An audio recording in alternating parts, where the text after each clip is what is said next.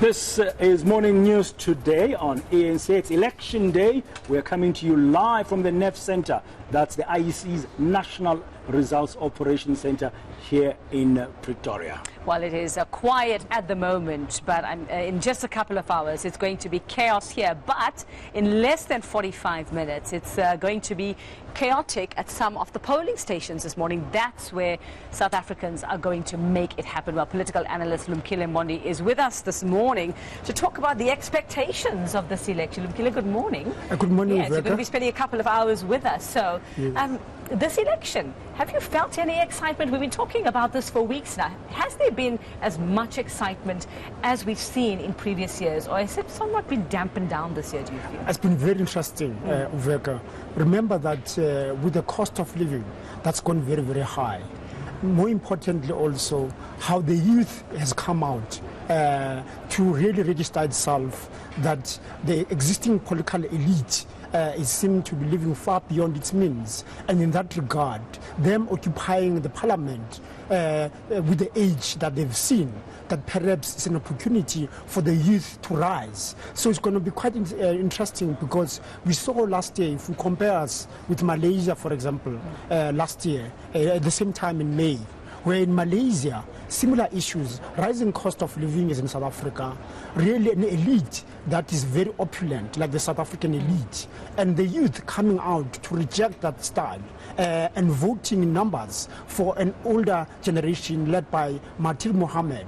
So here, we're not so sure whether we'll see voter vengeance, where the youth comes out and votes in numbers and make a difference. Now, we're going to have to see that, and I'm thinking of the context that says 9 million South Africans who qualify to register to vote, according to the stats we've seen, did not. Yes. That's 9 million in our population.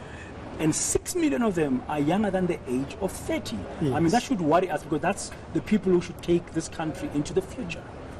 Unfortunately, with our unemployment numbers, particularly if you look at the youth that is not in employment or education and training, what we call needs, about 38% of the unemployed youth, that youth is marginalized. So therefore, because they don't participate in the broader lives of society, they don't see any value of them participating in the electoral process. And I think it's something that we need to have worked hard on, particularly through the IEC, ensuring that the voter education again is reintroduced. And I think the absence of that initiative is telling with the youth that didn't pitch to register for these elections. Now, away from the youth, away from the youth, we're calling it the moment of truth, these elections. 25 years into our democracy, the IEC has promised that everything has been prepared, they are ready. So we expect larger things to go smoothly.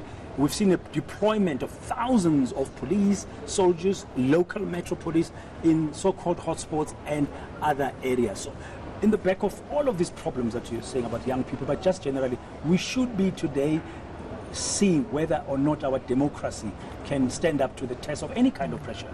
I mean, South Africa is very interesting, because if you look in many countries, even though we have had hotspots of some uprising, but the message coming out through those hotspots has been a message saying, you know what, we want to work within the constitution, so we'll go out and participate. In areas where there's been no participation, or at least there's some trouble, such as Northwest, there is a minority that's voicing that. The majority of the people still believe that true voting, true government, the moment of truth gives an opportunity to make a difference. So I'm looking forward to see a number of them this morning participating in this democratic process. Yeah, and the polls will be opening at about 7 o'clock. Yeah, It's about 40 minutes or so? 39 minutes. 39 minutes or so to go. So the excitement is building up. People will be queuing up, and hopefully it will all go smooth. The majority of South Africans, or maybe heeding the president's call last night, calling on everybody to go out and vote. Okay, well, Lumkile is with us, and we'll continue our conversation throughout the morning. Now, Ian.